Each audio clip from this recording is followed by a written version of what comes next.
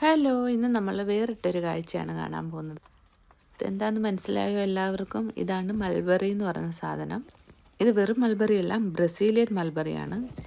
ഒരു വർഷം മുന്നേ ഞാൻ ചെറിയൊരു തൈ വാങ്ങി വെച്ചതാണ്. അന്ന് ഈ തൈക്ക് 800 രൂപയായിരുന്നു. കൊണ്ടുവച്ച് കുറേ നാൾ കഴിഞ്ഞപ്പോൾ തന്നെ ഇത് ഇങ്ങനെ കാ പിടിച്ച് തുടങ്ങിയിരുന്നു. ഇതിപ്പം 3-4 തവണ ഇതിപ്പോൾ കാ പിടിച്ചു. ഒരുപാട് കായ ഉണ്ടാകും. ഒത്തിരി അങ്ങനെ കായ ഉണ്ടാകണമെങ്കിൽ ഞാൻ ഒരു ടിപ്പ് പറഞ്ഞുതരാം. അത് മറ്റൊന്നുമല്ല, നമ്മളിതിൻ്റെ ശിഖരങ്ങളെല്ലാം വെട്ടി വെട്ടി കൊടുക്കുക. അത് മുകളിലേക്ക് ഒരുപാട് അങ്ങ് പൊങ്ങിപ്പോകാനായിട്ട് അനുവദിക്കരുത്.